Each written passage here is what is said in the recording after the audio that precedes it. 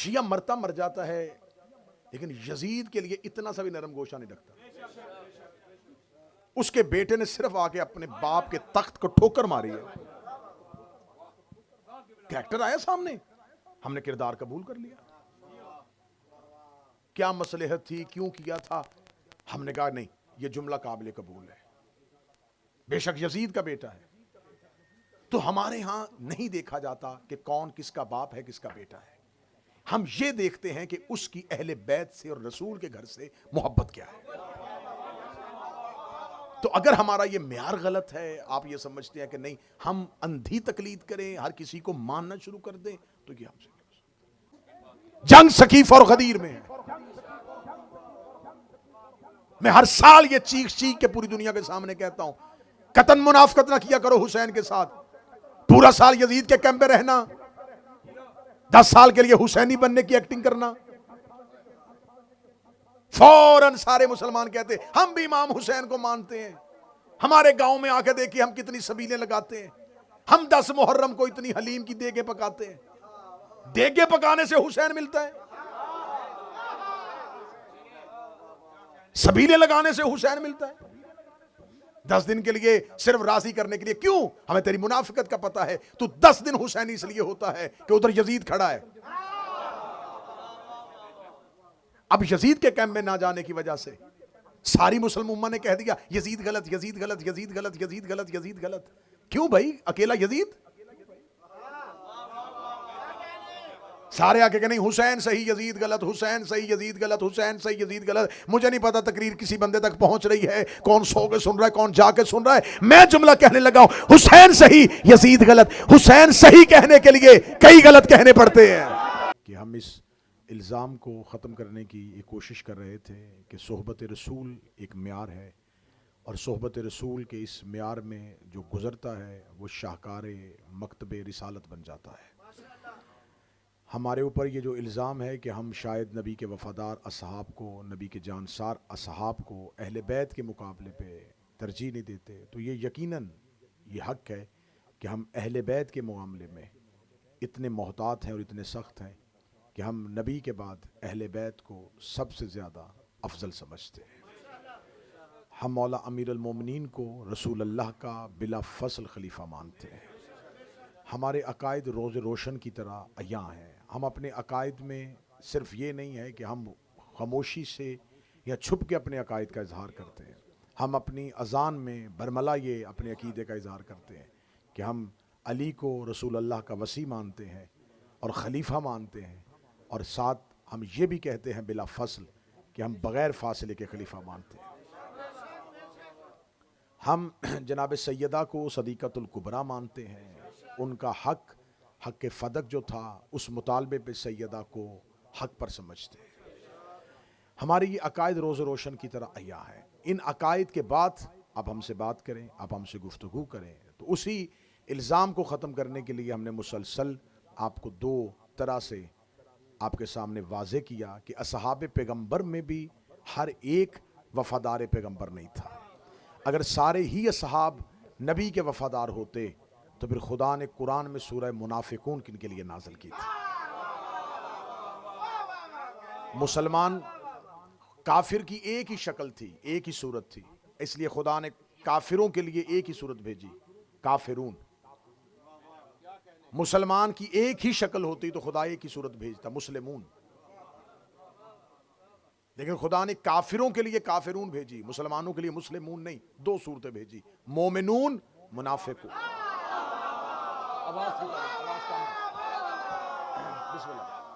मोमिनून और मुनाफिकून। अब ये मुनाफिक जो होता है ये यहूदी नहीं है, ये ईसाई नहीं है। खुदा ने मुशरिकून भेज दी है, खुदा ने काफिरून भेज दी है, लेकिन यहां खुदा ने अगर मुनाफिकून सूरत भेजी है तो उससे मुराद यहूदी या ईसाई नहीं है। मुनाफिक निफाक से निकला है, निफाक नफक से निकला है, जिसके अंदर कुछ हो और वह जाहिर कुछ करे, जिसकी खुदा ने वाज़ेह तौर पे ये अलामत बता दी थी कि मेरा हबीब इनके दिलों में ईमान नहीं है, ये सिर्फ जुबान से ला इलाहा इल्लल्लाह कह रहे हैं। तो उस दौर का तकाजा था कि जो जुबान से भी कह देता था मुसलमानों की स्ट्रेंथ नहीं थी, मुसलमानों की तादाद इतनी ज्यादा नहीं थी, जुबान से कहने वाले को भी मुसलमान समझा जाता था।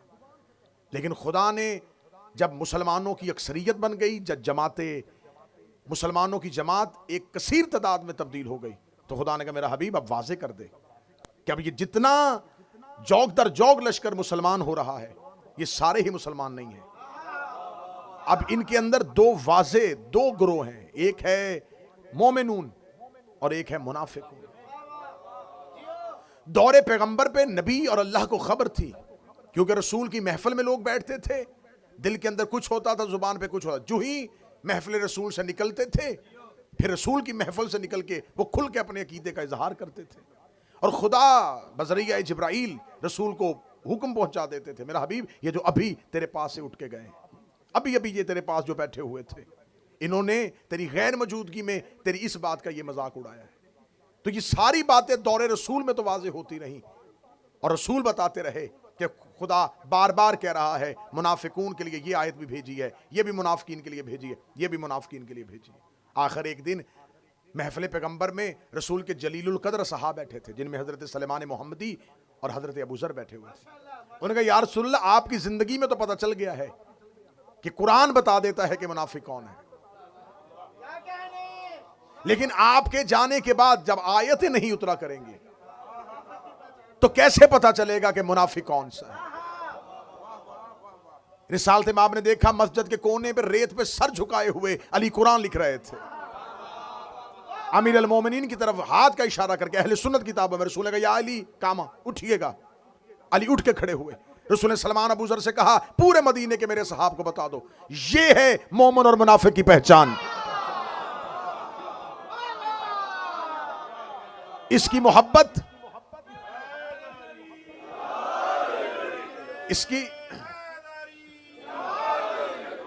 इसकी मोहब्बत ऐन ईमान है,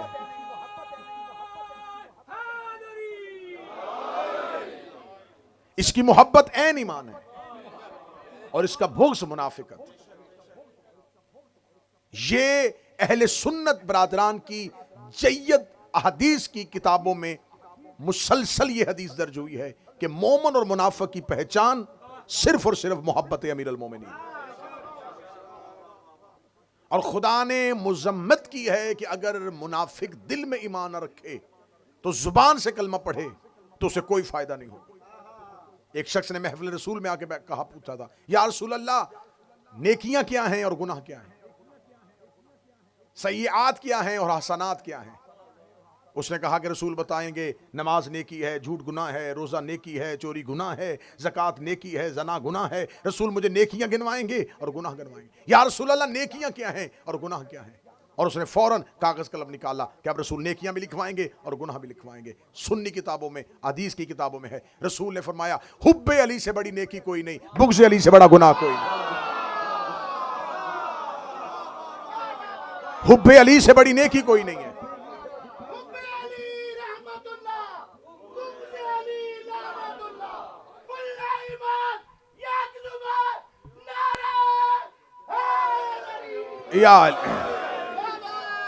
हुब्बे अली से बड़ी नेकी कोई नहीं है, बुग़्ज़ अली से बड़ा गुनाह कोई नहीं।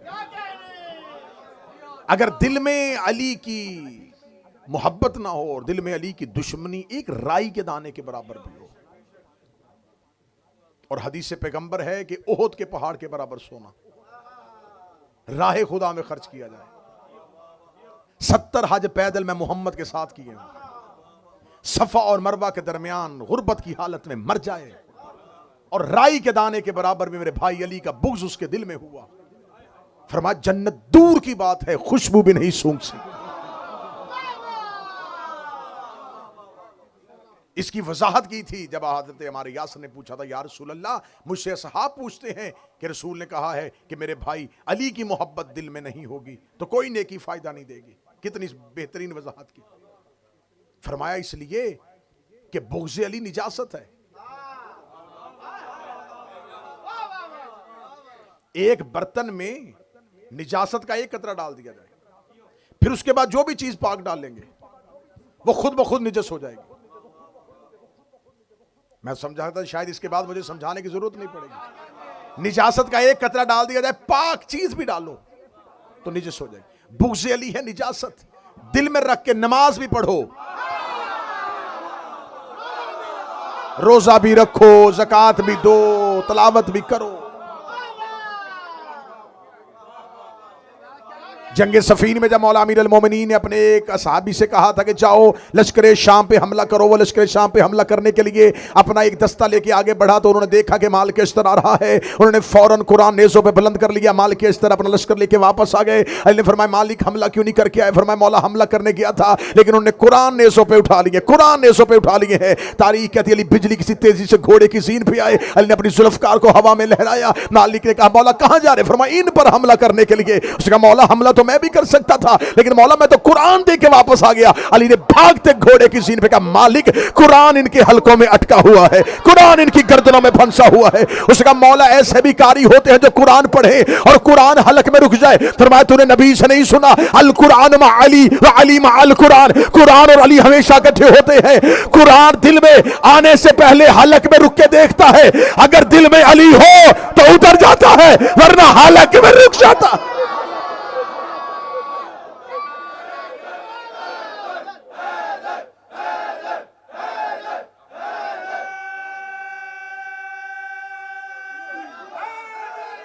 यार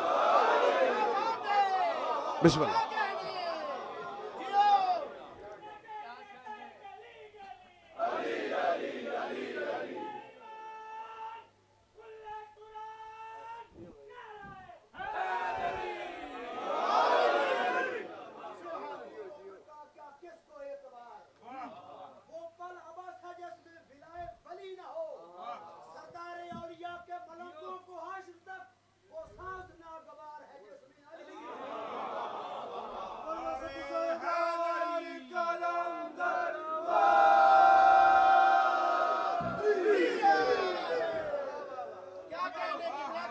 तो यह सबसे बड़ा एतराज है कि आप शायद सहाबे पैगंबर को नहीं मानते, हम सहाबे पैगंबर को मानते हैं।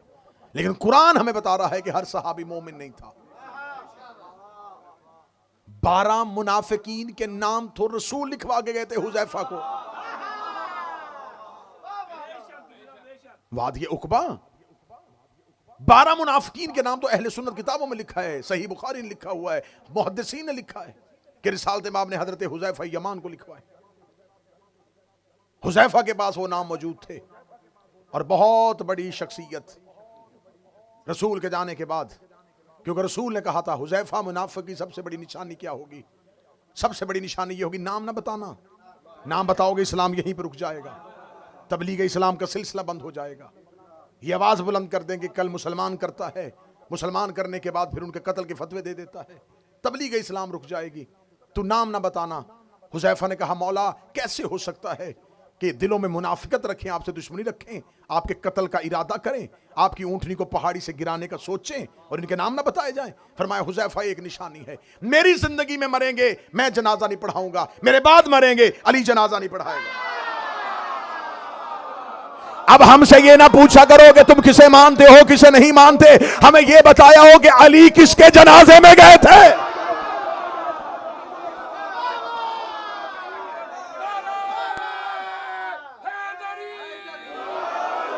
मसरूफियत है क्या? मसरूफियत थी कि अली नहीं गए? अगर मसरूफियत की वजह से ना जाना होता मदाइन में जाकर सलमान का जनाजा पढ़ा दिया।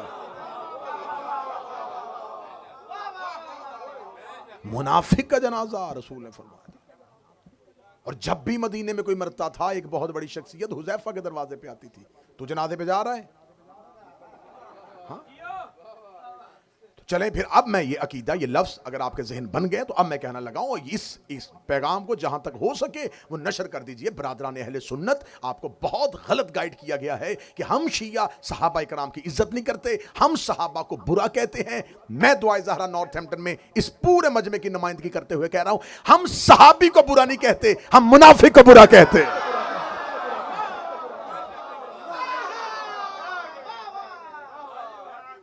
हम सहाबा पैगंबर को मानते हैं लेकिन हम मुनाफिकीन को नहीं मानते।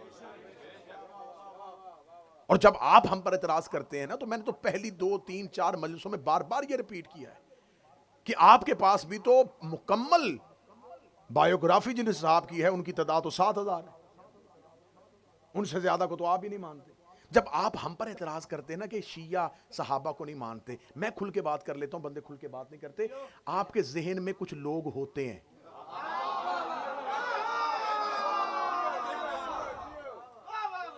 कुछ लोगों को आप जहन में रख के तो आप ना सहाबा का नाम ना गलत इस्तेमाल करें, बाकी सब लोगों को तो ना गलत करें, आप नाम लेके बताया करें कि आप इन्हें क्यों नहीं मानते। अकीदे में खुल के आए ना कि आप चंद नाम जहन में रख के कहते जी आप सहाबा को क्यों नहीं मानते, और फिर हम भी ऐसे ही जवाब देते हैं, हम भी उन्हीं को जहन में रख के हम भी कह देते हैं कि हम सबको नहीं मानते। तो ये खत्म फासले तब होंगे जब थोड़ा थोड़ा मसलहत का पर्दा दरमियान से हट जाएगा। आप बाय नेम हमसे पूछें, हम आपको बाय नेम बताएं, आप हमसे, चले मैं अच्छा करके कह देता हूं, आप हमने बाय नेम पूछें, हम आपको बाय कैरेक्टर जवाब देंगे।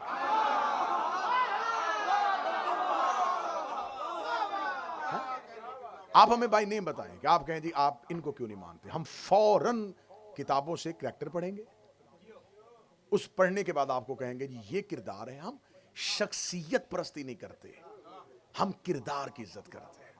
अगर तो ये किरदार इज्जत के काबिल है तो मान ले। यकीन करें हम फैमिली बैकग्राउंड की वजह से ना किसी को छोड़ते हैं ना मानते। अगर हम फैमिली बैकग्राउंड देखते तो मोहम्मद बिन अबी बकर को क्यों मानते।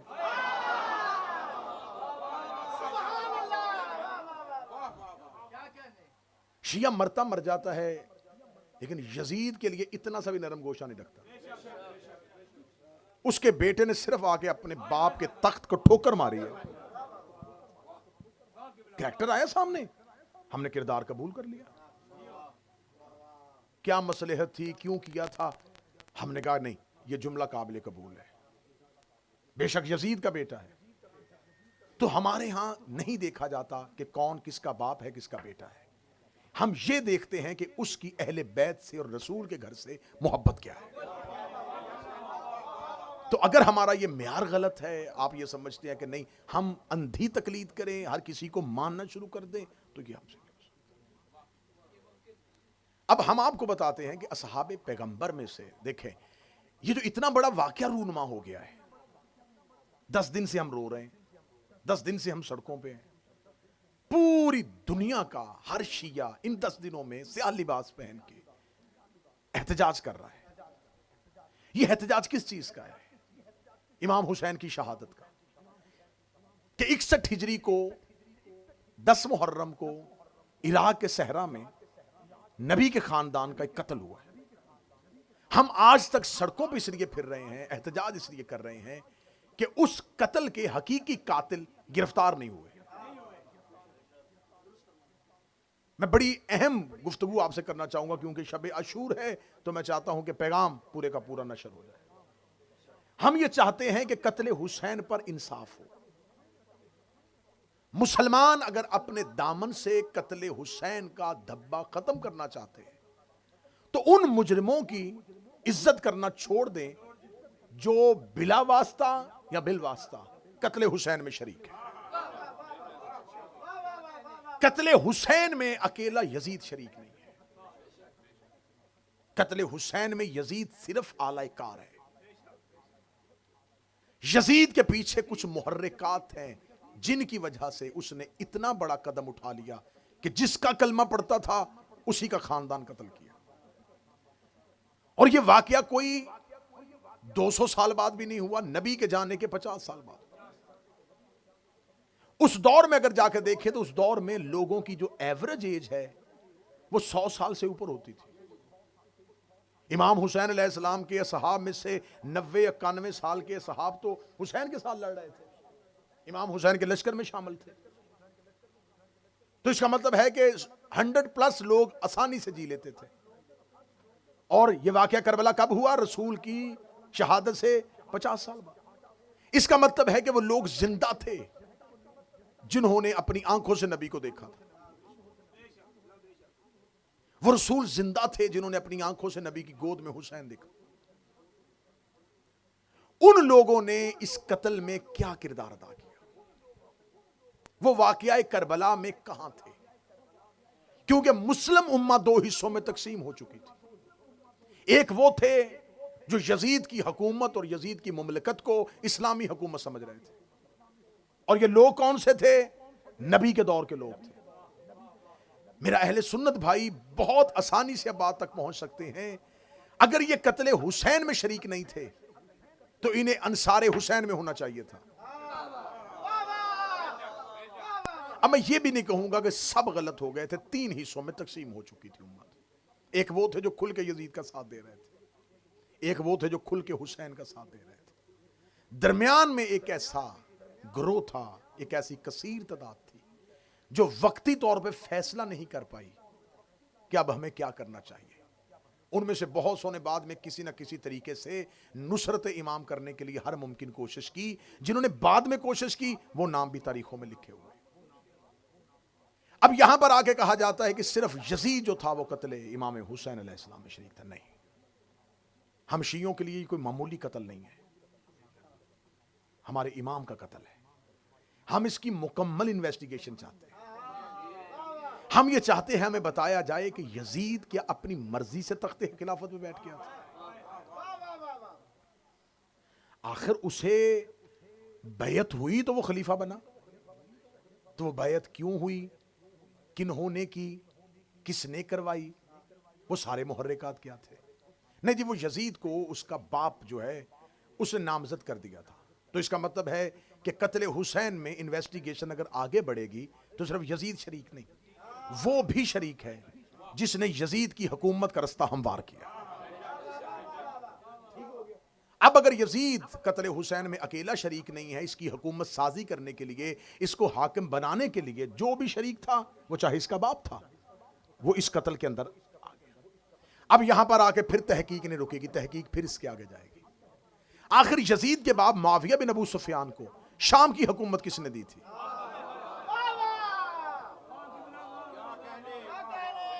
अगर आप सुराग लगाना चाहें तो फिर सुराग तो लग सकता है। अगर आपने वैसे ही तासुब की पट्टी आंखों में बांध ली है और कातलाने हुसैन को ही अपने हीरो समझना है तो आपकी मर्जी है, वरना हम शिया कट रहे हैं, मर रहे हैं, लेकिन आपको हक पहुंचा रहे हैं कि खुदारा अपने दिमाग, अपने जहन, अपनी अक्लों को रोशन करो। यजीद की हुकूमत बनाने में उसके बाप का हाथ था। मुआविया बिन अबू सुफियान को शाम की हुकूमत देने में किसका हाथ था? किसने उसे खलीफा बनाया था? कहते तीसरी खिलाफत के दौर में बाकायदा तौर पर उसे नामजद कर दिया गया था। 18 हिजरी से लेकर 60 हिजरी तक 42 साल मुसलसल अबू सुफियान का बेटा शाम के मुसलमानों का हाकिम बना रहा। क्या 42 साल में मुसलमानों के पास कोई हाफिज कुरान, कोई मुफस्सिर कुरान, कोई मुहद्दिस, कोई ऐसा सहाबी, कोई बरगजीदा, कोई नबी के खानदान से मोहब्बत करने वाला नहीं था कि 42 साल जिगर चबाने वाली का बेटा, दस्तरखान में वाजे शराब रख के पीने वाला, कुत्तों और बंदरों से खेलने वाला, वो मुसलमानों का हाकिम बन के हुकूमत करता रहा और किसी ने भी ना पूछा? नहीं, ये सब जी बनी उमैया की नस्ल और है। और फिर जाके बहुत बड़ा तारीख का धोखा दिया जिसमें अक्सरियत हमारे शियों की भी आ गई कि बनी उमैया जो थे ये बनी हाशिम के रिश्तेदार ही थे, पीछे से इनका शजरा एक था। गलत। खुदा ने कुरान में पहले कह दिया है शजरा तैयबा और है, शजरा खबीसा और है। अगर शजरा एक होता, मौजू ठीक है जी, अगर शजरा एक होता तो खुदा एक ही शजरे की बात करता। खुदा ने कुरान में 2 शजरों की बात की है, शजरा तैयबा, शजरा खबीसा। शजरा मलऊना और है, शजरा तैयबा और है, 2 शजरे हैं। अब मैं आपको बता देता हूं। अब्द मनाफ के 2 बेटे, एक का नाम अम्र जिसे हाशिम कहते, दूसरे का नाम अब्दुल शम्स। कहा जाता है कि अब्दुल शम्स का जो बेटा था वो उमैया था। उमैया अब्दुल शम्स का बेटा नहीं था। अब्दुल शम्स के बेटे का नाम रुबैया था। उमैया अब्दुल शम्स का गुलाम था।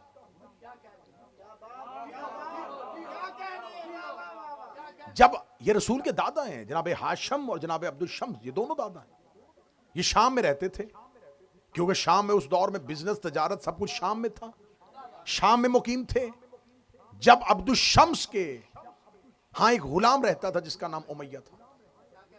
अब्दुल शम्स का इंतकाल हो गया, उमैया ने उसके सारे कारोबार को संभाल लिया। पता चला कि अब्दुल शम्स का हकीकी वतन तो मक्का है, और मक्का में इस कबीले को बड़ी इज्जत की निगाह से देखा जाता है। यह मक्का पहुंचता है। जब मक्का आता है तो जनाब अब्दुल मुतलब इससे सवाल करते, ये कौन है?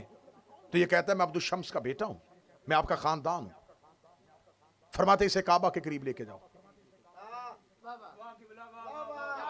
क्योंकि हमारी नस्ल का कोई भी ऐसा फर्द नहीं है जो काबे की इज्जत से वाकिफ ना हो।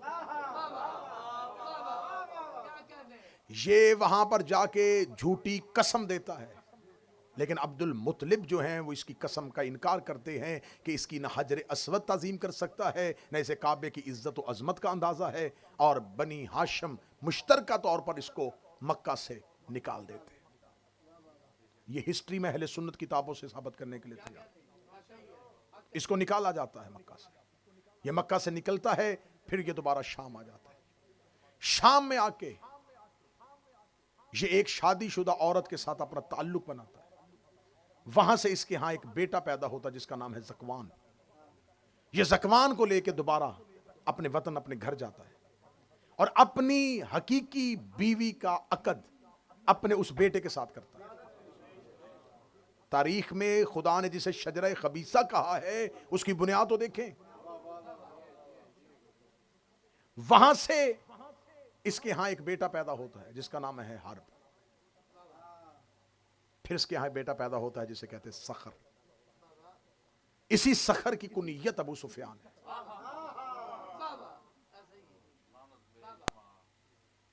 अबू सुफियान के यहां फिर 3 बेटे आते हैं। एक हंजला जिसे बदर में अली ने मारा, एक मुआविया और एक यजीद। एक तो यजीद मुआविया का बेटा था, एक यजीद मुआविया का भाई भी था, यजीद बिन अबू सुफियान। उधर से हरब के हाँ एक और बेटा है अबू सुफियान के अलावा, जिसका नाम है आस। आस के फिर 2 बेटे हैं, एक का नाम है हकम और एक का नाम है अफ़ान। हकम का बेटा मरवान और आस का बेटा उस्मान। उफान का बेटा उस्मान। फिर इसमें से एक बेटा है जिसका नाम है उकबा। उकबा का एक बेटा है वलीद।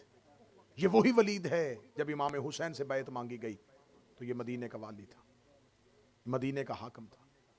इसको खिलाफत के दौर में कूफे का हाकम बना दिया गया था। ये कूफे का मुसलमानों का वाली बना हुआ था दौर यजीद में।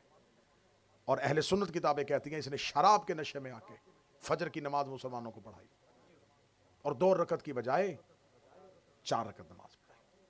माल के अश्तर वहां मौजूद थे। ये शराब के नशे में बेहोश होकर मुसल्ले पे गिरा। लोगों ने इसकी अंगूठी उतारी, क्योंकि अंगूठी खलीफा की जो हाकम होता है वो मोहर होती है उसकी।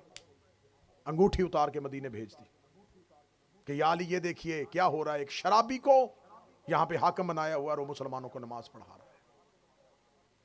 क्या किया गया? उसको माजूल किया गया? नहीं, उसको माजूल करने की बजाय उसको मदीने जैसी अहम पोस्ट को बुला लिया गया। ये तमाम काम जो हो रहा था, ये बनी उमैया का जो शजरा फैल रहा था, कोई कूफे का वाली बन रहा था, कोई शाम का वाली बन रहा था, किसी को यमन का वाली बनाया जा रहा था। अब मेरा अहले सुन्नत भाइयों से सवाल है कि आप हमारा गिरेबान पकड़ते कि आप सहाबा को नहीं मानते। क्या उस दौर में नबी के जलीलुल कदर साहब मौजूद नहीं थे? क्या अबू जर कूफा का गवर्नर नहीं बन सकता था? क्या सलमान शाम का हाकम नहीं बन सकता था? क्या मिकदाद को किसी मुल्क की गवर्नरी दी गई हो? तो इन तमाम शख्सियात को छोड़ के सिर्फ बनी उमैया को नवाजना, कि दूसरी खिलाफत के दौर में जब बनी उमैया मुकम्मल तौर पे शाम का कंट्रोल संभाल लेते हैं और 42 साल तक उनकी हुकूमत चलती रहती है, और 42 साल सिर्फ और सिर्फ एक उम्मत को अली की दुश्मनी में पाला जाता है। तो अब इधर ये है एक पूरा शजरा जो अहले बैत की दुश्मनी में है।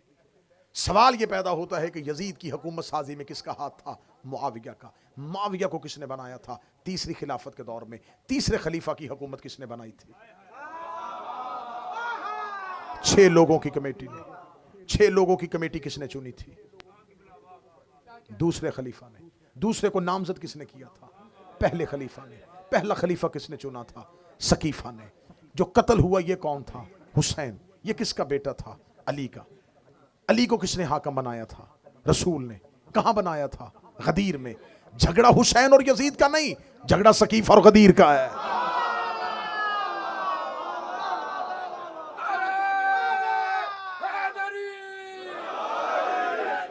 लड़ाई यजीद और हुसैन की नहीं है, जंग सकीफ और गदीर में है। मैं हर साल ये चीख चीख के पूरी दुनिया के सामने कहता हूं, कतन मुनाफकत ना किया करो हुसैन के साथ। पूरा साल यजीद के कैंप में रहना, 10 साल के लिए हुसैनी बनने की एक्टिंग करना, फौरन सारे मुसलमान कहते हम भी इमाम हुसैन को मानते हैं। हमारे गांव में आके देखिए हम कितनी सबीलें लगाते हैं, हम 10 मुहर्रम को इतनी हलीम की देगे पकाते हैं। देगे पकाने से हुसैन मिलता है? सबीलें लगाने से हुसैन मिलता है? 10 दिन के लिए सिर्फ राजी करने के लिए। क्यों? हमें तेरी मुनाफिकत का पता है। तू 10 दिन हुसैनी इसलिए होता है कि उधर यजीद खड़ा है। अब यजीद के कैंप में ना जाने की वजह से सारी मुसलमान उम्मा ने कह दिया यजीद गलत, यजीद गलत, यजीद गलत, यजीद गलत, यजीद गलत। क्यों भाई? अकेला यजीद? सारे आके कह नहीं हुसैन सही यजीद गलत, हुसैन सही यजीद गलत, हुसैन सही यजीद गलत। मुझे नहीं पता तकरीर किसी बंदे तक पहुंच रही है, कौन सो के सुन रहा है, कौन जाके सुन रहा है। मैं जुमला कहने लगा हूं, हुसैन सही यजीद गलत। हुसैन सही कहने के लिए कई गलत कहने पड़ते हैं। इतना सस्ता नहीं है हुसैन।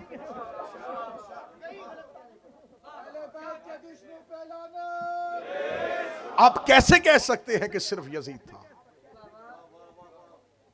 ये पूरी साजिश है। और साजिश कहां से चली? सकीफा से। इमामत कहां से चली? गदीर से। इसका मतलब है लड़ाई हुसैन और यजीद की नहीं है, गदीर और सकीफा की है। आज भी मुसलमानों में 2 ही फिरके हैं, यह गदीरी फिरका या सकीफाई फिरका। या तो आप सकीफा के फॉलोअर हैं या आप गदीर को फॉलो कर रहे हैं। कोई तीसरा रास्ता नबी ने छोड़ा ही नहीं है। या गदीर या सकीफा, या खिलाफत या इमामत। कुरान में 2 ही सूरतें, या मोमिनून या मुनाफिकून।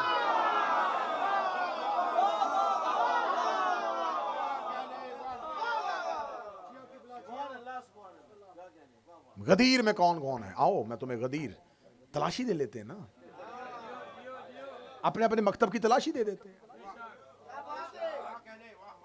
भाई नबी के खानदान के कातिल ढूंढने हैं ना, तो आओ अपना अपना मकतब खोलो, तलाशी दो। आओ हमारा मकतब देख लो। हमारे पास अली है, हसन है, हुसैन है, ज़ैनुल आबिदीन है, मोहम्मद बाकिर है, जाफर सादिक है, मूसा काज़म है, अली रजा है, तकी है, नकी है, अस्करी है, महदी है। लो तलाशी, इनमें से किसी में ऐब निकाल के दिखाओ।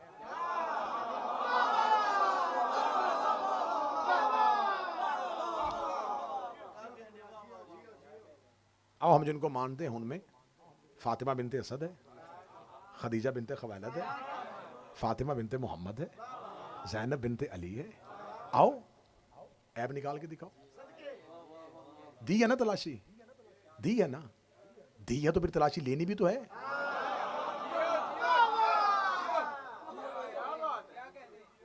आए आपके पास खिलाफत, दे तलाशी। पहला खलीफा हजरत अबू बकर, दूसरे हजरत उमर, तीसरे हजरत उस्मान, चौथे हजरत माविया, 5वें थोड़ी देर के लिए हसन, 6ठे यजीद। आपकी खिलाफत में तो यजीद खड़ा है। खिलाफत मुकम्मल ही नहीं है जब तक 6ठे नंबर पर यजीद को ना वो माने। क्योंकि भाई आप उसके किरदार को नहीं मान रहे, खलीफा तो रहा है ना। खिलाफत तो उसने की है, मुसलमानों का खलीफा तो रहा है। हमारे पास तो वो आ ही नहीं सकता, क्योंकि हमारे पास तो इमामत वाले हैं। आपने खिलाफत वाली तादाद पूरी करनी है तो आपको यजीद रखना पड़ेगा, क्योंकि वो खलीफा मुसलमानों का रहा है। आप कहते जी उसका किरदार बड़ा गंदा था, लेकिन वो खलीफा रहा है। तो यही बात तो हम कह रहे हैं कि किरदार ठीक नहीं थे और खलीफा रहे हैं।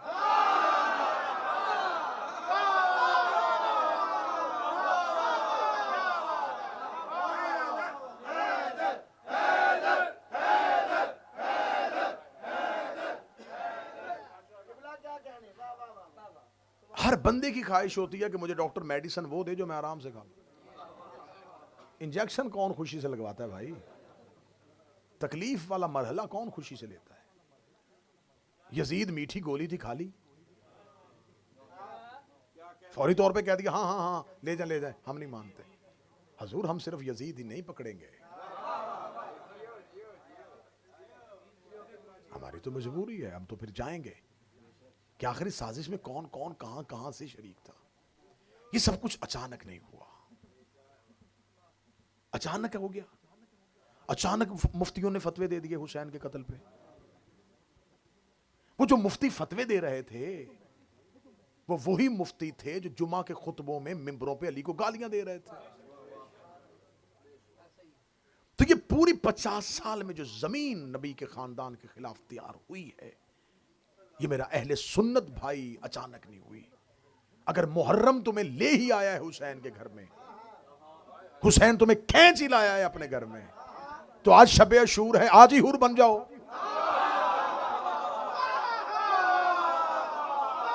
आज हुर बन जाओ। आज अब वापस ना जाना, क्योंकि आज रात का तरीका है जो हुसैन के पास आ जाए फिर वो वापस नहीं जाता।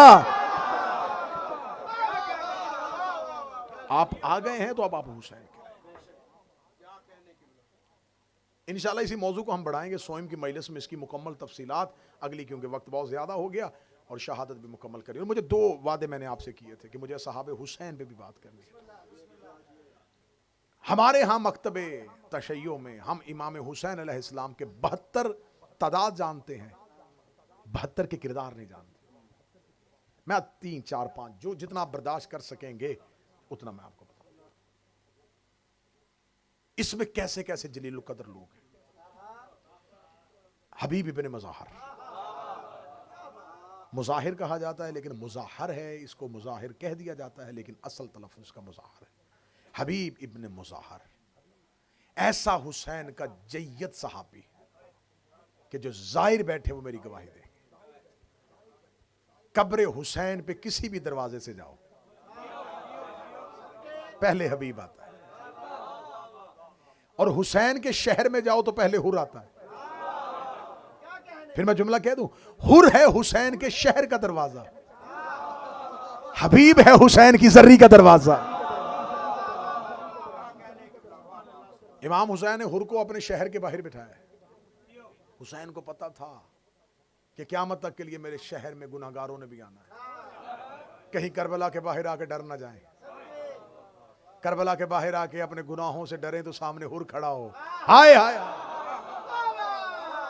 हुर कहे आ जाओ मैं तुम्हारे सामने जिंदा मिसाल। दरवाजा हुसैन के शहर का दरवाजा हुर, हुसैन की जरी का दरवाजा हबीब। क्या था इसमें जो हुसैन ने इसकी कब्र अपनी कब्र के साथ बनवाई है। इमाम हुसैन अलैहिस्सलाम ने जनाब हबीब को एक खत लिखा था, उस खत में हबीब को सलाम किया था रजुल फ़की कह के, ए मर्द फ़की तुम पर मेरा सलाम। और मैं बच्चों को समझाने के लिए कह दूं, जनाब हबीब रसूल के साहबी थे। इमाम हुसैन और इमाम हसन अलैहिस्सलाम का बचपन था। इनके बाप मुज़ाहिर ने नबी का खाना किया कि आपने या रसूलल्लाह कल मेरे घर खाना खाना। रिसालत में आपने फरमाया मुज़ाहिर अकेला नहीं आऊंगा, बेटों को साथ लेके आऊंगा। रिसालत में आप जब अगले दिन हसन और हुसैन को लेके मुज़ाहिर के घर की तरफ चले तो मुज़ाहिर का यही बेटा हबीब अपने मकान की छत पे था। ये मेहमानों का रास्ता देख रहा था कि आज रसूल ने हमारे घर आना है। या छत से गिर के हबीब मर गए। तारीख पढ़ रहा हूं, हबीब मर गए। बाप ने लाश कमरे में रख के बंद कर दिया दरवाजा। रिसालत में आप आए, दस्तरखान लगा दिया, हसन और हुसैन साथ। जो ही हसन और हुसैन दाएं, हसन बैठ गए, बाएं हुसैन बैठ गए। इमाम हुसैन ने नाना का बाजू फैला दिया, नाना इसका बेटा हबीब कहाँ है। रसूलुल्लाह फरमाया मुज़ाहिर, मेरा हुसैन पूछ रहा है तेरा बेटा हबीब कहाँ है, क्योंकि वो हुसैन से बड़ी दोस्ती रखता है। मुज़ाहिर की आंखों में आंसू आ गए। कहने लगे या रसूलल्लाह, बताना नहीं चाहता था कि कहीं आप मेरे घर का खाना न छोड़ दें। थोड़ी देर पहले मकान की छत से गिरा, उसका इंतकाल हो गया। मौत की खबर सुनी हबीब की, हुसैन तड़प के उठे, कहां है हबीब? मुज़ाहिर आगे आगे चला, पीछे हुसैन चले। कमरे में जाके चादर हटाई, हुसैन ने हबीब का देखा चेहरा। हबीब, तूने हमारा इंतजार ही नहीं किया? नाना मुझे हबीब जिंदा चाहिए। रसूल ने दुआ के हाथ बुलंद किए, हबीब उठ के बैठ गया। किताबें कहती हैं कि हबीब मदीना की गलियों में हुसैन के पीछे पीछे रहते थे, और ये क्या काम करते थे? मौला हुसैन के पांव के नीचे से मट्टी उठा के चूमा करते थे। रसालत माब ने जनाब हबीब को गोद में बिठा के कहा था, मेरे अल्लाह, ये जैसे मेरे हुसैन को हबीब रखता है, मैं चाहता हूं तू इसे ऐसे ही अपना दोस्त रख। इमाम हुसैन ने आखिरी वक्त में खत लिख के हबीब को कूफा से बुलाया। सहाबी पैगंबर भी है, रसूल की सोहबत में भी है। मर्द फ़कीह वाली बात शायद मैंने पहले कभी की थी, करूंगा तो ज्यादा वक्त गुजर जाएगा, मुझे 2-4 सहाबे बात करनी है। इस हबीब को ये इसका है कि हुसैन की मोहब्बत, हुसैन का इश्क, और खत लिख के इमाम हुसैन ने बुला लिया। जनाब जॉन,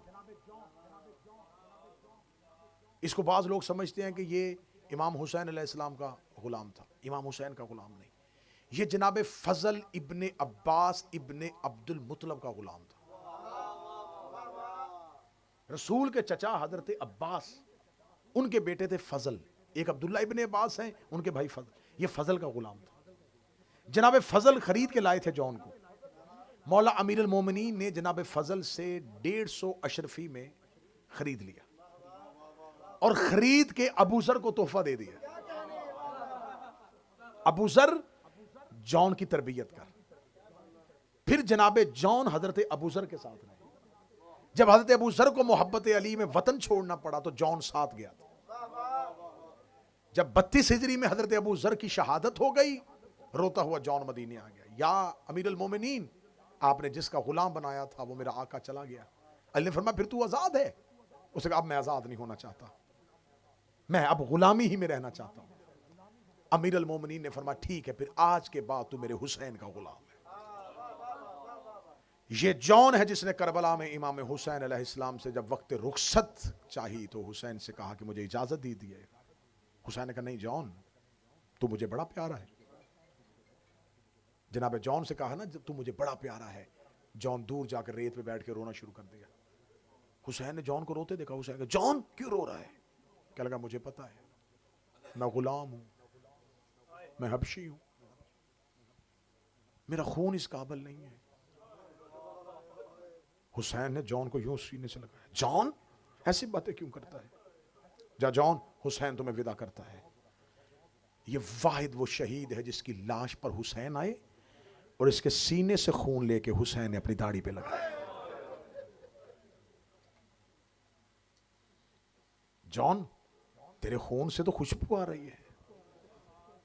और कातिल कहते हैं कि करबला में इतनी खुशबू थी शाम गरीबा के बाद जो जॉन की लाश से आ रही थी। एक साहबी है वहाब इब्ने कल्बी, नसरानी था, अपनी मां और अपनी बीवी के साथ मुसलमान हुआ। हुसैन के हाथ में कलमा पड़ा इसने। जब ये करबला में पहुंचा, इसकी शादी को 17 रोज हुए थे, और अपनी मां और अपनी जोजा के साथ हुसैन के पास आ गया। मौला हुसैन, मैं मरना चाहता हूं। मां बड़ी आशिका थी हुसैन की, बड़ी मोहब्बत करती थी। मां ने कहा जॉन, वहाब ज्यादा इजाजत देना मांग, बस हुसैन के कदमों पे सर रख और मक्तल में चला जा, मैं तेरी लाश देखना चाहती हूं। इसने जाके मौला हुसैन से सिर्फ इतना कहा, मौला 17 दिन हुए मेरी शादी को, मेरी मां तो ज़ईफा है, बीबी ज़ैनब से पूछ ले कि मेरी ज़ौजा का ख्याल करेगी। अली की बेटी की आवाज आई, वहाब ना घबरा, तेरी अमानत मेरे हवाले है। वहाब मैदान में गया, बड़ी जानसारी के साथ लड़ रहा था वाहिब कल्बी, जब इसकी जौजा, इसकी बीवी खैमे की चौब लेके निकल आई है और अपने शौहर के साथ मिलकर लश्कर में गई लड़ने के लिए। करबला में जहां हुसैन के असहाब शहीद हुए, वहां एक खातून शहीद हुई है जो वहाब की बीवी है। इसके सर पे तलवार लगी है और शौहर के साथ शहीद हुई है। करबला में एक सहाबी, एक हुसैन के नासिर की जौजा भी शहीद हुई है, वो वहाब कल्बी की जौजा थी। और मां का कलेजा क्या था, जब कातिल ने वहाब का सर तलवार की नोक पे रखा, इसने घोड़े को दौड़ाया, घोड़े को दौड़ा के इसने खयाम की तरफ यूं सर को फेंक का, कौन है इसकी मां, उठा अपने बेटे का सर। मां दौड़ती हुई खैमे से बाहर आई, वहाब का सर उठाया, चूमा, लश्कर यजीद पे वापस भेज कर दी, जो हुसैन को सदका कर दे हम वापस नहीं लेते।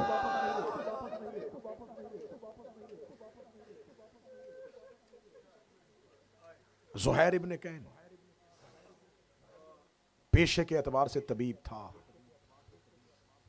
पेशे के एतबार से तिब जानते थे, तीसरी खिलाफत का कायल था। यह नहीं है कि पहले से ही सही उल अकीदा शिया था, नहीं, तीसरी खिलाफत के दौर में उसने तीसरी खिलाफत का साथ दिया है। जब पता चला ना इमाम हुसैन मक्का पहुंच गए हैं, ज़ुहैर, ये बातें जरूरी हैं बच्चों को बताने के लिए, जनाब ज़ुहैर को पता चला कि हुसैन मक्का पहुंच गए हैं, ज़ुहैर ने कहा अगर मैं मक्का गया तो हुसैन कहीं मुझे अपने साथ ना ले जाएं। इसने अपना काफिला हुसैन से फासले पे रखा। यह मक्का के रस्ते में था जब हुसैन का काफिला दूर, हुसैन का पड़ाव था। इसने देखा ये किसके काफिले का पड़ाव है, कहते हुसैन का। इसने कहा ना, करीब ना जाना, हुसैन साथी इकट्ठे कर रहा है। यजीद के खिलाफ हुसैन ने क्याम कर दिया, कहीं हुसैन मुझे ना बुला ले। इसने दूर जाके सहरा में रस्तों से हट के अपना काफिला लगा दिया, वहां पड़ाव किया। ये अपने घर वालों के साथ बैठा हुआ खाना खा रहा था। तारीख ने मंजर लिखा है कि इसका एक घुटना जमीन पे था, एक घुटना उठाया हुआ था। इसने यूं लुकमा उठाया है और दरवाजे पे आके कासद ने कहा ज़ुहैर तुम्हें हुसैन बुला रहे हैं। वहीं से इसने लुकमा छोड़ दिया। अपनी बीवी से कहने लगा जिस चीज का डर था वही हुआ, मैं नहीं चाहता था कि हुसैन मुझे बुलाए। बीवी ने कहा शर्म कर, फर्जंद रसूल है, ना जाना उसके लश्कर में, सुन तो आ क्या कह रहे हैं। गया, हुसैन इब्न अली अपने खैमे में बैठे हुए थे। फर्जंद रसूल आपने मुझे याद किया। फरमाया ज़ुहैर मैं तुम्हें लेने के लिए आया हूं। ज़ुहैर तो चल क्यों नहीं रहा, सर झुकाया। फर्जंद रसूल कहां? ज़ुहैर मौत की तरफ। मैं तुम्हें बताऊं, मैं तुम्हें कोई हुकूमत नहीं दूंगा। ज़ुहैर मौत की खुशखबरी है, मेरे साथ चलोगे तो शहादत मिलेगी। ज़ुहैर की आंखें अभी बंद थी। या हुसैन देख रहे, ज़ुहैर नहीं जाना चाहता तो ना जा, बस इतना बताना था मेरी मां जन्नत के दरवाजे पे तेरा इंतजार कर रहा है। चीख निकली ज़ुहैर की। रोके कहा इतना मजबूर हो गया,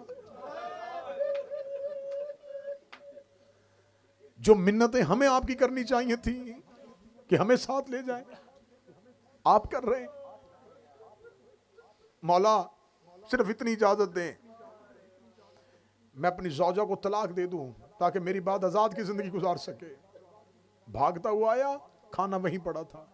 बीवी ने कहा खाना खा के तो हराम हो गया मुझ पर, हुसैन ने मुझे याद कर लिया है। ज़ौजा ने देखे कहा आप कहां जा रहा है? कहता मैं तुम्हें तलाक देने के लिए तैयार हूं, आजादी की जिंदगी गुजार। उसे कहा डूब जा, शर्म कर, जब तक जहन्नम में था मुझे साथ लेके फिरता रहा, जन्नत के दरवाजे पे जा रहा है तो मुझे अकेली छोड़ के जा रहा है। मैं सुन रही थी जब हुसैन ने कहा है कि मेरी मां इंतजार कर रही है। ज़ौजा को साथ लिया और हुसैन के साथ चले गए। करबला में जख्मियों का इलाज करता रहा है ज़ुहैर। आजमूदा तरीन अमल है।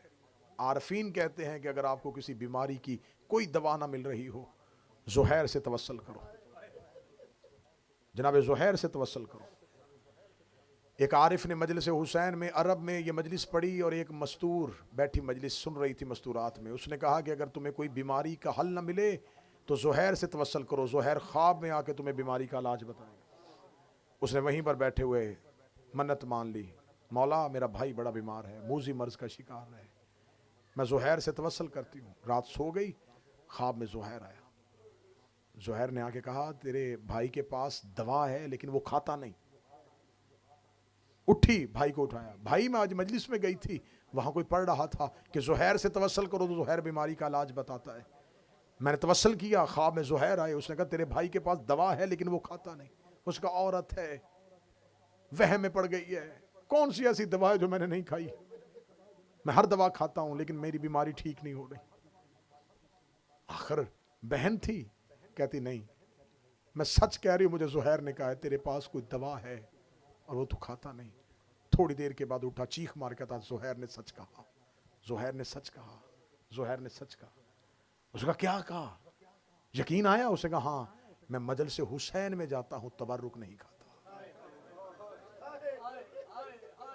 तुम्हें हुसैन का वास्ता, अगर कोई छोटा सा भी तबर्रुक लेके खड़ा हो ना, नजरअंदाज ना किया करो।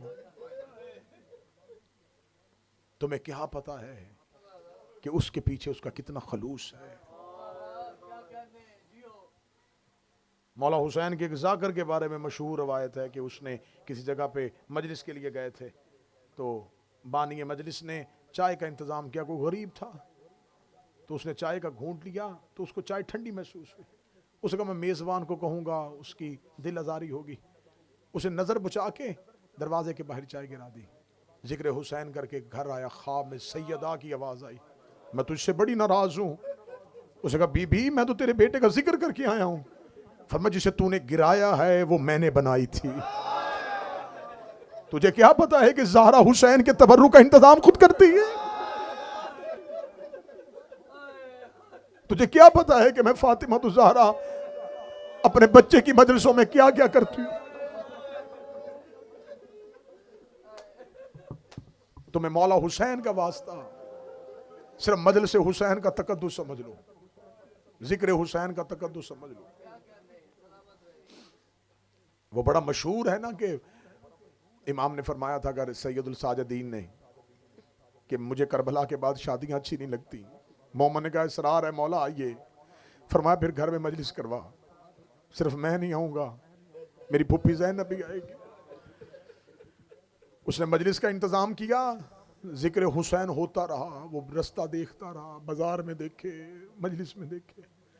जब मजलिस तमाम होने के करीब आई, उसने कहा सच्ची माँ का बेटा है, आपके हुक्म पे मैंने मजलिस करवाई थी, आप आए नहीं। या नीचे निगाह पड़ी, जहां लोगों ने अपने जूते उतारे हुए थे, वहां पर एक नईफ चादर के नीचे था। आवाज देके कहा मुझे वहां ना ढूंढ, तेरा इमाम यहां बैठा हुआ। फरजंदे रसूल मैंने आपके लिए नशिस्त लगाई है। फरमाया नहीं, जब मजलिस हुसैन में आओ तो ये सोचो पता नहीं कहां सजाद बैठे हुए हैं, तबर्रुक मिले, उसे जन्नत की गजा समझ के लो। बस आंखें बरस गई हैं, मैं 12 मुहर्रम को बाकी सहाब का तज़किरा कर दूंगा, क्योंकि मुझे शहादत भी थोड़ी तफसील से पढ़नी है।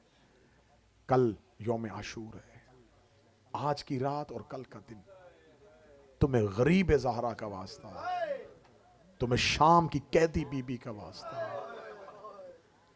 अपनी हालत ऐसे बना के रखना, चेहरा दे के पता चल जाए तेरा कोई मर गया है।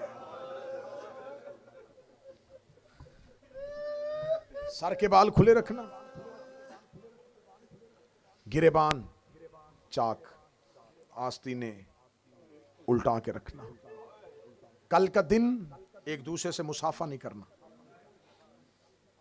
ना, अशूरा मुसाफे हराम है, ना करना किसी से मुसाफा। कोई कहे बस सलाम या हुसैन, सलाम या हुसैन। गुर्बत की हालत में दिन गुजारना। अगर इमाम हुसैन के घर में बैठे हो तो इस बारगाह के अंदर ये सोच के बैठना कि यहां पुरसा लेने के लिए हुसैन की मां बैठी हुई। इमाम हुसैन अलैहिस्सलाम के गम में मातम, ये पहचान है, हमारा एहतजाज है।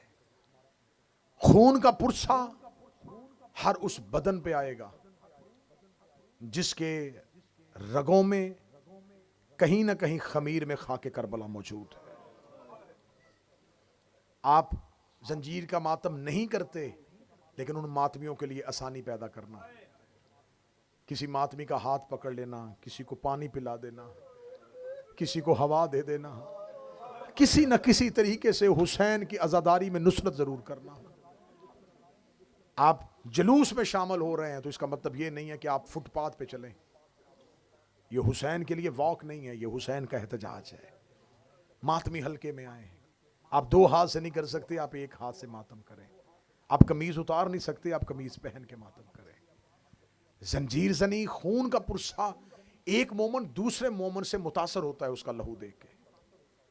बहुत दफा ऐसा होता है कि जंजीर जनी करते करते मोमन अज़ादार के जहन में ख्याल भी नहीं होता, लेकिन ऐसा इश्क, ऐसा वलवला देखता है कि वो भी हसरत करता है कि कोई मुझे जंजीर दो, मैं भी दो हाथ मारना चाहूँ।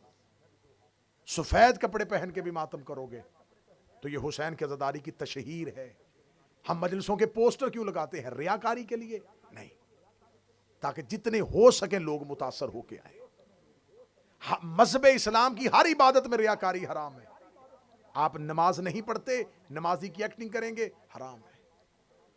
लेकिन वहद है हुसैन का जिक्र, जिसमें रसूल ने कहा है रो ना सको शक्ल बना लो।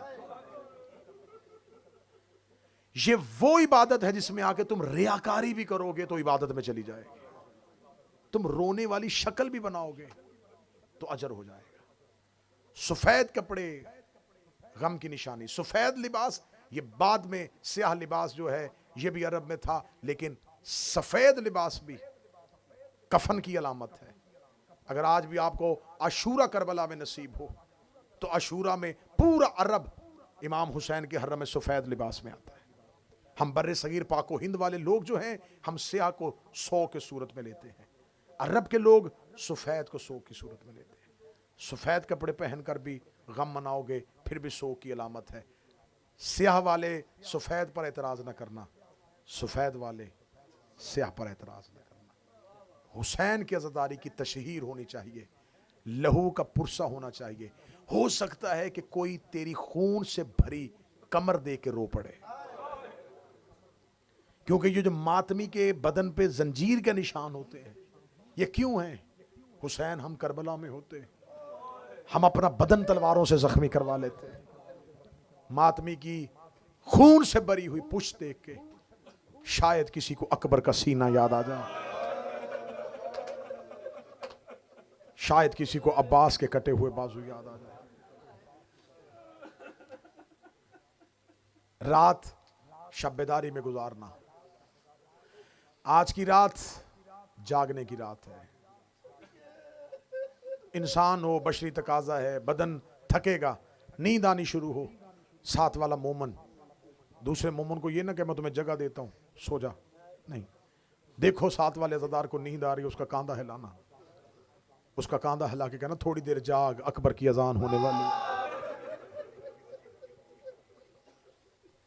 ये वो रात है जिस रात में रुबाब का असगर भी नहीं सोया, ये वो रात है जिसमें हुसैन की सकीना भी नहीं सोई। आज की रात अली की बेटियों ने सिर्फ जाग के नहीं रो रो के गुजारी है। नाफे इब्ने हलाल करबला का एक शहीद है, वो रवायत करता है कि शब अशूर मैंने देखा कि हर एक अपने अपने खैमे में इबादत इलाही में मसरूफ था। हुसैन के खैमे से तलावत और तस्बीह की आवाजें आ रही थी। नाफे कहता थोड़ी देर बाद मुझे आवाज़ हुसैन रुकी हुई महसूस हुई। मैं अपने खैमे से निकला कि मेरे मौला की तस्बीह की आवाज़ क्यों रुक गई है। नाफे कहता मैंने देखा हुसैन खैमे से निकल के खामोश सहरा में चल रहे थे। नाफे कहता मैं पीछे पीछे चला, हुसैन ने पीछे मुड़ के, नाफे जी मौला क्यों पीछे आ रहा है? मौला जमाना दुश्मन है, सामने कातिलों का रश है, मौला आप रात के इस पहर में अकेले क्यों आ रहे हैं? फरमाया नाफे तू मेरे साथ चल। पीछे पीछे नाफे बिन हलाल कहता मैं चला। हुसैन चलते चलते एक जगह पे गए, उस रेत पे जाके हुसैन बैठ गए। हुसैन ने सर से इमामा उतारा, हुसैन ने वो रेत उठा के अपने चेहरे पे लगानी शुरू की। नाफे कहता मैंने गरीब ज़हरा की ये हालत देखी, मेरी चीखें बुलंद हुई। मैंने रो के कहा मौला हुसैन इस खास जगह पे आके क्यों रो रहे हैं?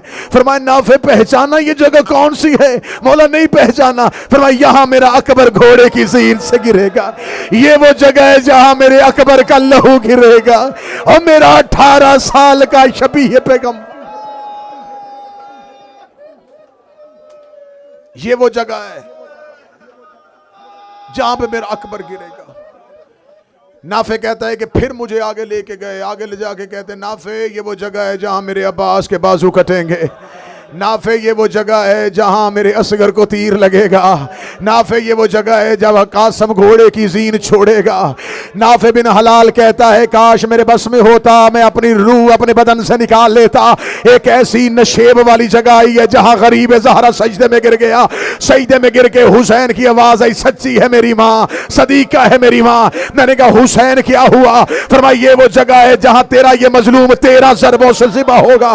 रो के कहने लगा मौला आप अपनी कत्लगाह पे क्यों आए हैं? फरमाया नाफे में अपने खेमे में तस्बीह कर रहा था, या मेरी मां ज़हरा की आवाज आई है, हुसैन एक बार जाके देख, मैं तेरी मक्तल अपने बालों से साफ करके आई हूं ताकि जब तू घोड़े की ज़ीन से गिरे तुझे कोई कंकर ना लगे, तुझे कोई पत्थर ना लगे।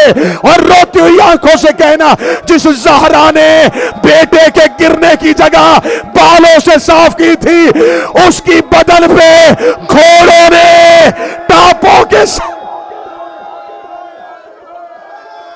हाय हुसैन, हाय हुसैन, ऐसे चीखे मार के रो, तेरे घर में जनाजा है। चीखों वाली आवाजें ज़हरा को बड़ी अच्छी लगती हैं। तुम्हें गरीब ज़हरा का वास्ता, आज आहिस्ता आवाज में न रोना, आज जितना ऊंचा हो हाय हुसैन, हाय अकबर, हाय असगर। क्योंकि आज रात हमने सिर्फ ये कहना हाय हुसैन, हाय अकबर, हाय अब्बास। रात गुजर जाएगी, कल का दिन गुजर जाएगा, कल हम यहां बैठ के कहेंगे हाय ज़ैनब, हाय सकीना, हाय रुकैया।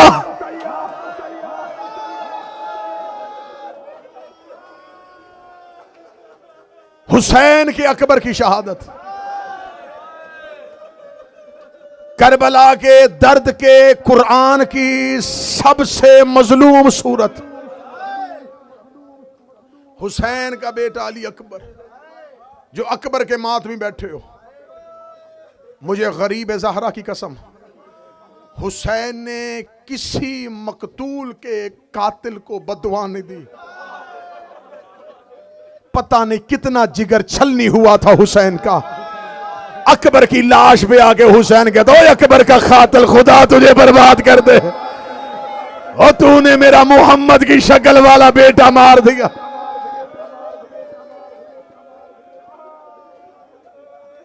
आए अकबर टीले पे हुसैन, बाबा अल्लाह के हवाले।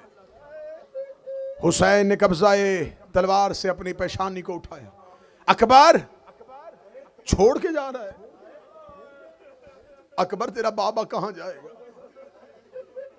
अकबर ऐसे नहीं, पहले मां का विदा करके आ। शहजादा अली अकबर के आने से पहले अली की बेटी आलिया की आवाज है, सैयदादियों सब मेरे खेमे में आ जाओ। अली की बहुएं, अली की बेटियां आलिया के खेमे में चली गई। अकबर घोड़े पे बैठ के सैयदा ज़ैनब के खेमे में बीबी के हुक्म के मुताबिक गया। बीबी ने कहा अकबर पैदल चल के नहीं, अपनी सवारी पे सवार हो के आ। अकबर सवारी पे सवार हो के आया। मक्तल ये कहती है, इब्न अशौब ने लिखा है कि जो ही हुसैन का अकबर ज़ैनब के खेमे में गया, अली की बेटी ने सैयदादियों के साथ अकबर के घोड़े के गिर्द हल्का बांधा। हल्का बांध के हर बीबी ने अपने हाथ में पत्थर उठाया, पत्थरों का मातम शुरू कर लिया। कोई कह रही है वाह अकबरा, कोई कह रही वाह मोहम्मदा, कोई कह रही वाह हुसैना, मुझे नहीं पता तेरे जिगर में ताकत है तो क्यों नहीं रो रहा। इधर बीबियों ने मातम शुरू किया, कोई कहती सर झुका मैं तेरी पेशानी चूमूं, कोई कहती चेहरा नीचे कर मैं तेरी दाढ़ी चूमूं, कोई कहती बटन खोल मैं तेरा सीना चूमूं, कोई कहती आस्तीन उलट मैं तेरी कलाइयां चूमूं। अकबर के घोड़े के सुबों में एक 4 साल की सैयदादी के हाथ आए, रो की आवाज आई, अकबर इनके कद ऊंचे हैं, मेरा कद छोटा है। अकबर अपना पांव रकाब से बाहर निकाल, अकबर ने पांव रकाब से बाहर निकाला, सकीना ने अकबर के पांव पे मुंह रखा, रो के कहती अकबर सुगरा के हिस्से का। आए हुसैन, सैयदा इन नवाजों पे रहम करे, ज़हरा तेरा पुरसा कबूल करे, सैयदा इन नवाजों पे रहम करे।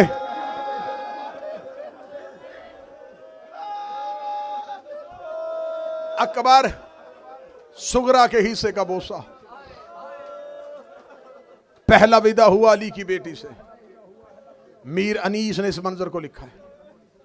वो कहते ज़ैनब के खैमे से अकबर का घोड़ा नहीं, ज़ैनब के खैमे से अकबर का जनाजा निकल रहा था।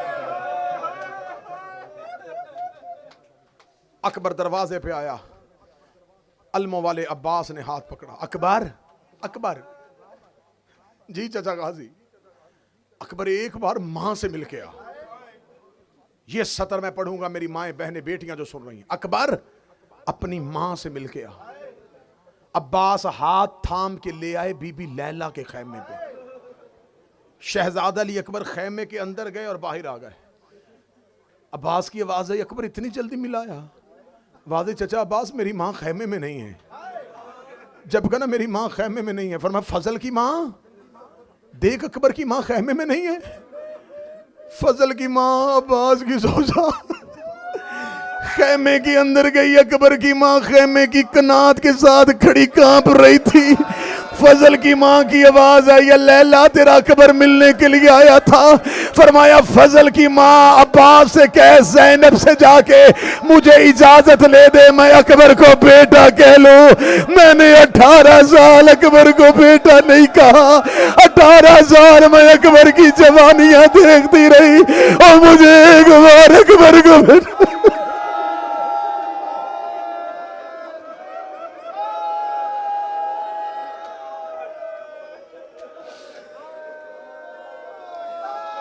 मैंने 18 साल अकबर को बेटा नहीं कहा। शहजादा अली अकबर मां के खैमे में आए। बीबी लैला जमीन पे बैठी। फरमाया अकबर सामने ना बैठना। अकबर अपना सर मेरी गोद में रख। अकबर ने सर मां की गोद में रखा। बीबी ने अपने पहलू से गठरी निकाली, गठरी निकाल के खोल के कहती अकबर तेरा 1 दिन का कुर्ता, तेरा 2 महीने का कुर्ता, तेरा 1 साल का कुर्ता। अकबर तू जवानियां चढ़ता रहा, मैं तेरे लिबास सीती रही। कब मेरा अकबर आएगा, मैं कब अकबर को लिबास पहनाऊंगी। अकबर मैं ये कुर्ते लेके आई थी, अकबर मैं तेरी शादी करूंगी। अकबर अल्लाह तुझे बेटा देगा, मैं तेरा बेटा अपनी गोद में पालूंगी। ओए अकबर तेरी मौत से शादी हो गई, ओए अकबर तेरी मौत से शादी। हौसला हौसला हौसला। मैं डर डर के पढ़ रहा हूं ताकि तुम शहादत सुन सको और मैं पढ़ सकूं।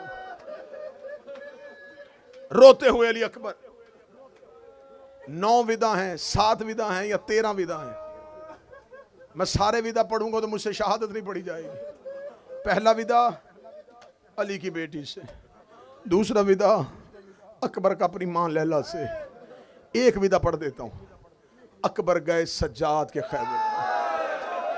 अब वो बोलो यार, जिसका भाई है, जिसके जवान भाई हैं, अल्लाह अमजद के दर्जात बुलंद करे। जब गया है ना अकबर सज्जाद के खैमे में, सज्जाद रेत पे लेटा हुआ था। अकबर ने जाके सज्जाद के पांव पे अपना मुंह रखा। सज्जाद ने बंद आंखों को खोला, खोल के कहने लगा अकबर मिलने आया है या मरने जा रहा है।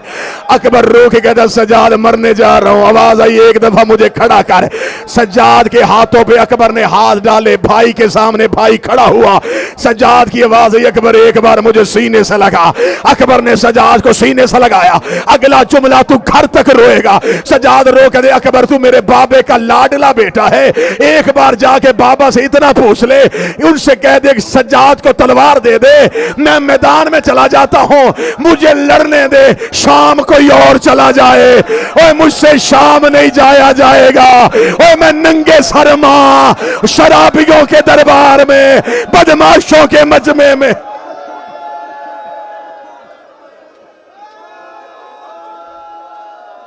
ओए अकबर सारे छोड़ के जा रहे हो, अकबर मैं सजाद अकेला कहां जाऊंगा। अच्छा सजाद अल्लाह के हवाले। हर खैमे में मातम, अकबर का जाना था, हर खैमे में मातम। सबसे विदा करके आखिर में वहां आया जहां टीले पे अकबर की जुदाई का जख्म सीने पे लेके हुसैन बैठा। किसी अरब आलम का जुमला है, इसको बड़े सगीर में बड़ा पढ़ा गया है। वो कहते अकबर के बाद अगर कातिल हुसैन को ना भी मारता, अकबर के बाद हुसैन ने कितना जिंदा रहना था।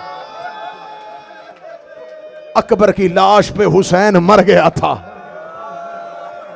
अकबर के बाद कब हुसैन जिंदा थे। बाबा बाबा अल्लाह के हवाले, बाबा तेरा अकबर जा रहा है, हुसैन की बात अकबर जा रहा है, बाबा जा रहा। अकबर घोड़े से उतर, जैसे नमाजी तशाहुद में बैठता, हुसैन रेत में बैठे थे, अकबर घोड़े की जीन से उतरा, बाबे के गले में बाहें डाली, हुसैन रो गया, अकबर मेरी कमर टूट गई है, अकबर मेरी बिनाई चली गई है, अकबर अपनी पेशानी दे, अकबर की पेशानी चूमी। अच्छा अकबर अल्लाह के हवाले, अकबर घोड़े के करीब, अकबर वापस आ, अकबर वापस आया, जी बाबा। अकबर अपना गला चूमने दे, अकबर का गला चूमा, अकबर फिर घोड़े के करीब गया, हुसैन का वापस आ, अकबर वापस आया, हुसैन ने अकबर के बटन खोलने शुरू किए, रोकेगा अकबर मुझे सीना चूमने दे, अकबर का सीना चूमा, अकबर फिर गया घोड़े के करीब, हुसैन की आवाज आई अकबर एक बार वापस आ, अकबर वापस आया, फरमाया मुझे हाथ चूमने दे, कभी दाढ़ी कभी हाथ कभी सीना, मगदल कहती 7 मरतबा हुसैन ने बेटा वापस बुलाया, 7वीं दफा अकबर देखा बाबा बेटे की जवानी प्यारी है या नाने का दीन प्यारा है, रोकदा तेरे जैसे लाख अकबर हो मैं अली वलीउल्लाह से कुर्बान कर दो।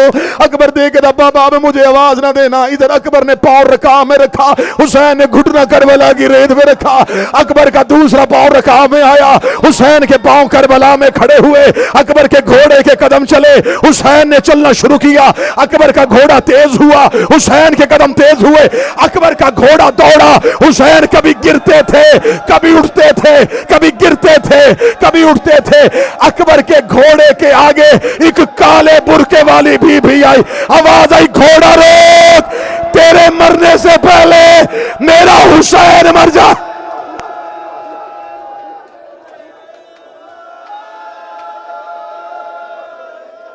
अकबर अकबर घोड़ा रोक, अकबर घोड़ा रोक, अकबर तेरे मरने से पहले अकबर मेरा हुसैन मर जाएगा। हुसैन उठे, अकबर घोड़े की जीन से उतरा, गरीब ज़हरा की हालत, चेहरा रे से भरा हुआ, फरमाया अकबर अकबर ओए अकबर तू 57 साल का ज़ईफ होता, तेरा कोई 18 साल का बेटा होता। ओए अकबर मैं फिर पूछता बूढ़ा बाप बेटे को कैसे मौत की तरफ भेजता है। अकबर की आवाज आई बाबा बाबा ना इतना गरीब हो बाबा, वो देख मेरे कातिल कह के मार रहे। गरीब की आवाज आई अकबर यहीं बैठा हूं। अब हुसैन न टीले पे न खैमे में, मक्तल के दरमियान में हुसैन बैठ गया। हुसैन की आवाज आई अकबर इतना करीब ले जा, मुझे तेरी लाश तक आने में देर न लगे।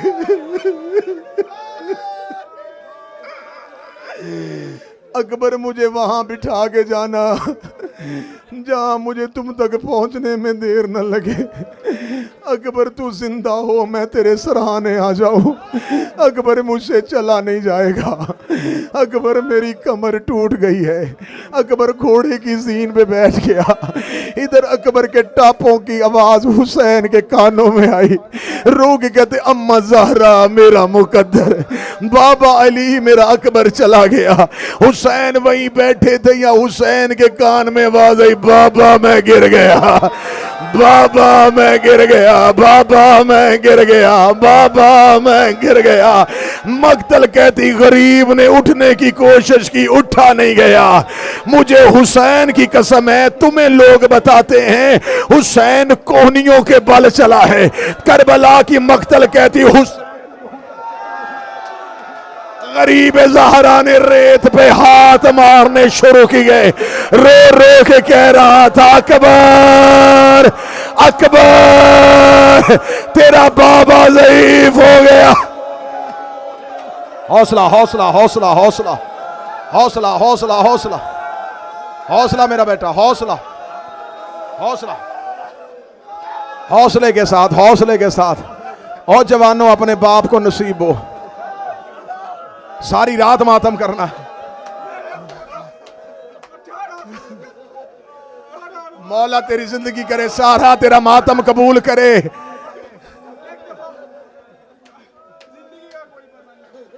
मैं पढ़ता हूं अकबर, मैं पढ़ता हूं अकबर, मेरा बेटा मैं पढ़ता हूं अकबर। तेरे घर में माँ भी होगी, तेरे घर में बाप भी होगा।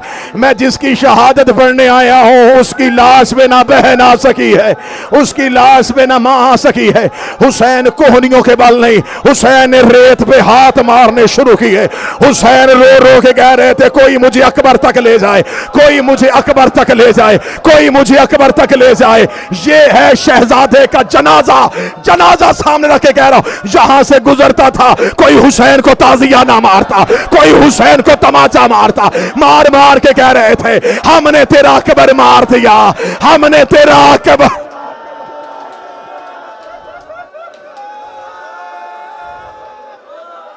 हौसला हौसला हौसला।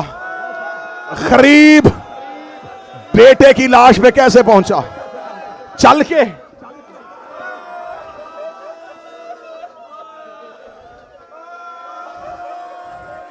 रेत पे हाथ मारता जा रहा था। कोई हुसैन को इधर भेज देता, कोई हुसैन को उधर भेज देता। हुसैन ने लाशों में वादी अकबर। एक लाश से आवाज है बाबा तेरा अकबर यहां। गरीब बिला तशबीह, गरीब बेटे की लाश के पास पहुंचे बिला तशबीह। हुसैन पहुंचे, बेटा कैसे पहचाना? आंखों से, बिनाई नहीं थी। अकबर अकबर। अकबर ने हाथ पकड़ा अपने चेहरे पे, अकबर अकबर। अकबर सांस चल रही है, अकबर जिंदा है? बाबा जिंदा हूं। अकबर अकबर क्या लगा है? अकबर किसने जीन से गिराया? बाबा नेज़े ने। बेटा तुझे नेज़ा लगा है? कहां लगा है? बाबा सीने में।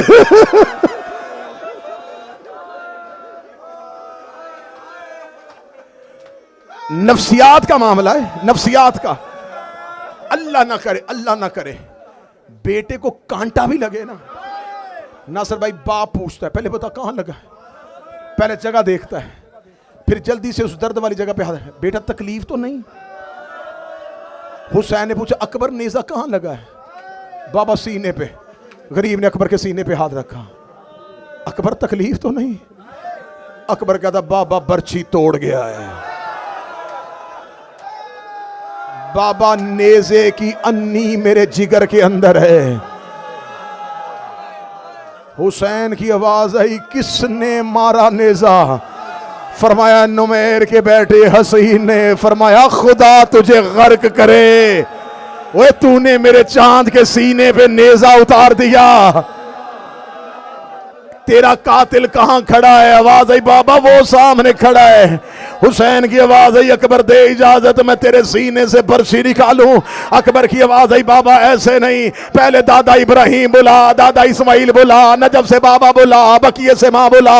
आवाज आई सारे करबला के टीलों पे खड़े हैं, आखिरी जुमला और जनाजा जवान का उठ जाएगा। हुसैन ने अपना घुटना करबला की रेत पे रखा, हुसैन ने अकबर के नेज़े पे हाथ डाला, इधर हुसैन ने बरसी पे हाथ डाला, हुसैन ने बरसी बाहर निकाली, बरसी नहीं आई, अकबर का जिगर नेज़े की अन्नी पे आ गया। आवाज आई बाबा तेरा अकबर मर गया, तेरा अकबर मर गया। हाय जवान